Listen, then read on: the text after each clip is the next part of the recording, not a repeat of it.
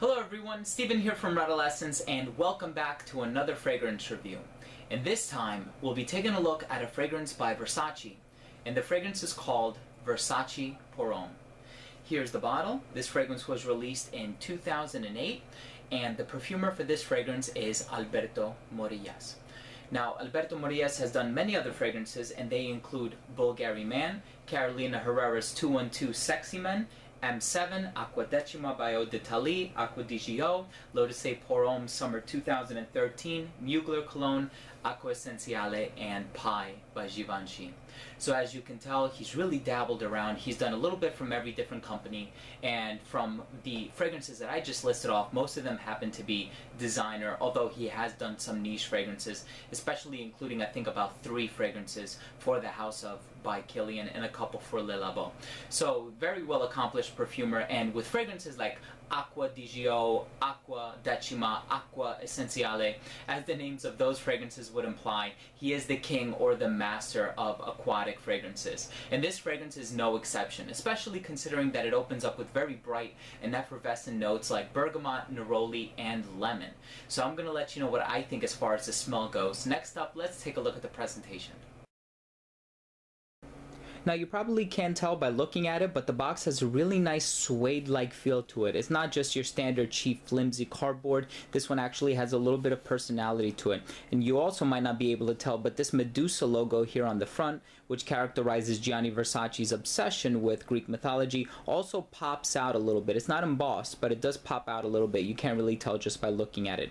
Name of the fragrance here, Versace. Information in the bottom right-hand corner. You have this Greek key encompassing the entire perimeter of the front of the box, Versace written at the top.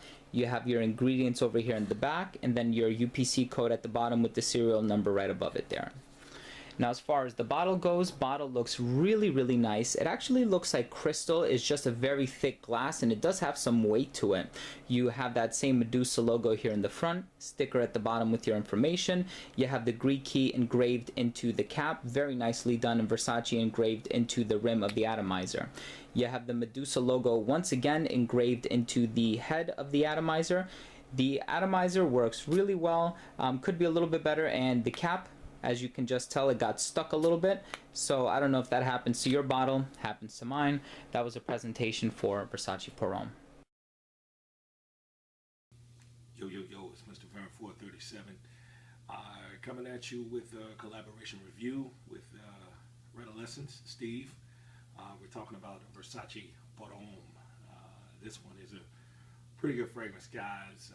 It definitely gets a lot of wear. It's one that I pretty much use year round. Very fresh, very clean. It basically reminds you of a little Homme Sport, but it's one I like wearing to work and in a casual setting. My overall rating of this, B+. It's one I really like, one I really enjoy. So, hey, back to the video. Keep smelling great. Kevin says, I like this one. It's a pretty linear fresh aquatic, but has very subtle hints of warmth and sweetness, a great signature scent for the hotter weather. Suvirna says this could definitely be the defining example of a clean-smelling crowd pleaser. Yes, it is the kind of perfume that will demand compliments from a majority of the masses, especially women, but will probably be just another freshie for a perfumista. Juan adds, I'm a sporty guy, and this is my go-to work scent. Shake says, despite being heavily citrus, I didn't find this sporty at all. It's classy and masculine, and I can't imagine my summers without it. Kendall echoes that sentiment by saying this is a very generic aquatic that is pleasing to women. This is one of Lamonte's top 5 favorites, and Chad concludes by saying that this is one of the best designer fragrances he's ever smelled. Pretty universal, but he thinks it's ideal for work and just a relaxing weekend. I would like to start off by saying that Versace pour Homme smells very similar to another fragrance by Chanel called Allure Homme Sport. Allure Homme Sport is Versace pour Homme's predecessor by 4 years. So this fragrance came out in 2008, Allure Homme Sport came out in 2004. Now because they do bear remarkable similarities as far as the smell goes, I unfortunately do have to look at this fragrance with a slightly more critical lens. So what does this smell like? It opens up with a very bright, fresh, citrusy introduction. It's fresh, but unfortunately, due to its lack of originality, it's not refreshing. but it does open up in a fresh way. You have a melange of citrus. You have neroli, bergamot, and lemon. Now, I think that the neroli and the bergamot really offer a neutrality to the composition, whereas that little bit of lemon that really accents everything gives off, I don't want to use the word bitterness, but it brings forth some sourness to the composition, which, as oxymoronic as it sounds, it's a fresh sourness. And I think it actually contributes to that intriguing smell that you get in the intro, unfortunately, in the intro only. Now, this is a pretty linear scent, I would say, but I think if anything dies out or if anything changes in the development of this composition, it's that sourness that you get in the opening. I think that this fragrance is kind of dominated by a note called Cologne. Now, it's not listed in the note breakdown, but Cologne is an aroma molecule that's used in many aquatic fragrances. It's used in L'Eau de pour Homme, as well as its flankers. It's used in Acqua di Gio, which, as we now know, is a fragrance created by the same perfumer. And what Cologne smells like is it has an odor profile of marine notes, it has a salty nuance to it, and it has aquatic vibes kind of going through it.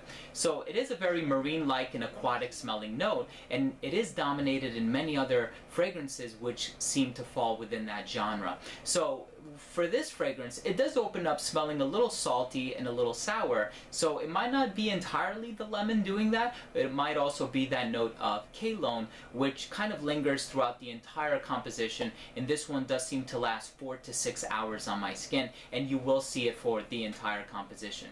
Then, as it transitions into the mid, you do get a little bit of hyacinth starting to peek its head through, and hyacinth is a note that's found in many fragrances as well. I believe it's also found in Acqua di Gio, but the fragrance that really reminded me of this one is one by Bond No. 9 called Montauk. Montauk contains a very dominant note of hyacinth, and once I started smelling more and more fragrances containing that floral note, it really started to hit me as to what it sort of smells like. Now, hyacinth comes in a few different varieties, and it doesn't start to really develop a smell or project a smell until it's in full bloom. And the different varieties are separated by color. So depending on what color the hyacinth is, it will actually have a different smell. Now, I believe that the hyacinth used in this fragrance, as well as Montauk, is probably the same color because they do have a similar smell to them.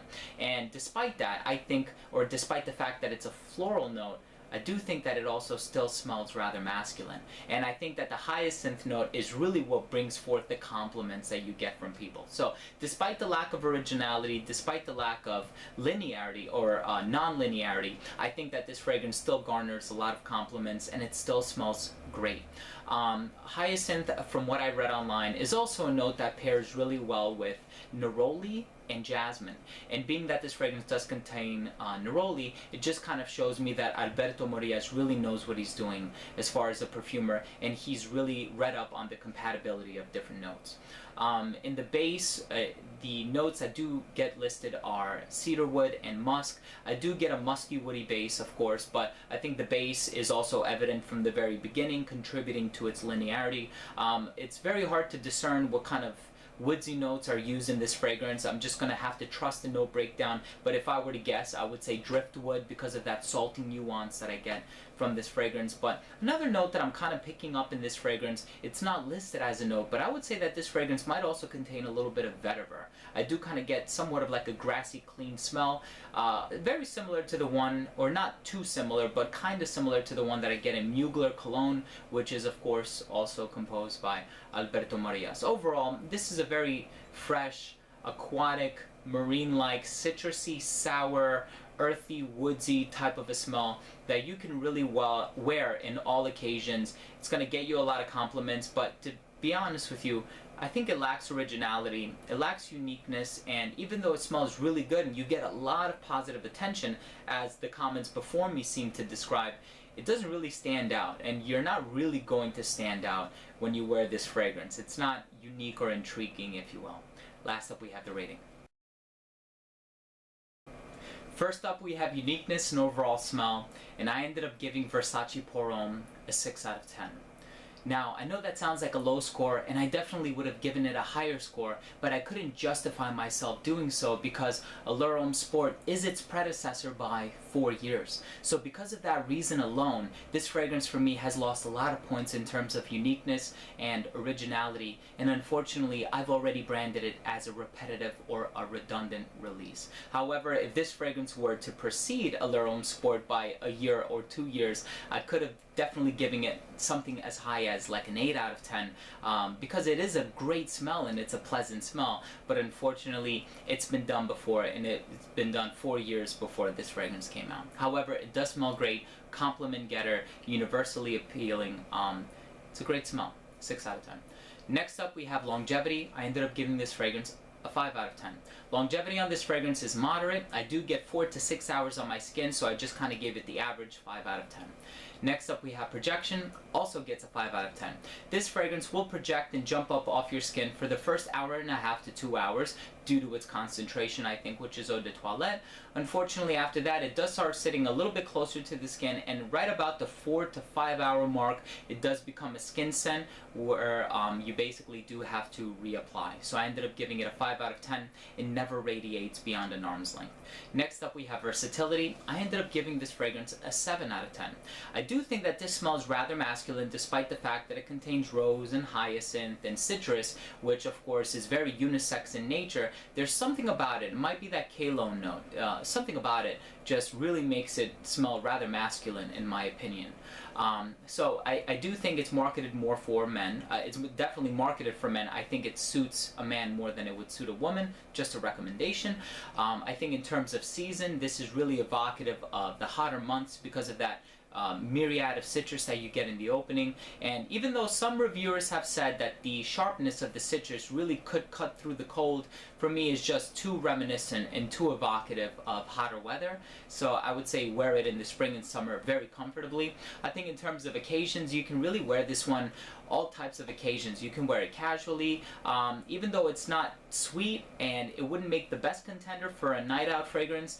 I think that because of how many compliments you get wearing this fragrance, I definitely would feel very comfortable wearing it on a night out, party, bar, club, whatever the case may be. And I think that this really does have a very professional and refined kind of a smell that I would wear very comfortably in a shirt and tie or in a suit and tie.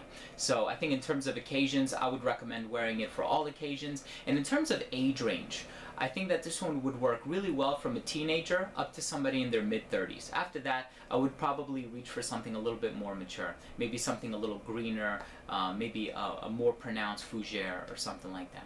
Next up we have presentation. I already told you what I feel about that. I ended up giving it an 8 out of 10.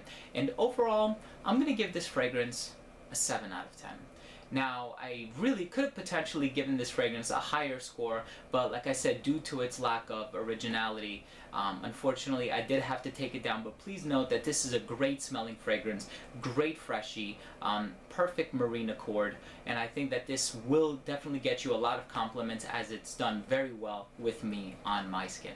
So there you have it. That was my review of Versace Pour Homme by Versace. If you own or have tried this fragrance, please let me know what you think by leaving a comment down below. Also, please don't forget to rate and subscribe for future videos and frequent giveaways. Again, thank you very much for watching. This has been Steven with another fragrance review from Redolessence. See you soon.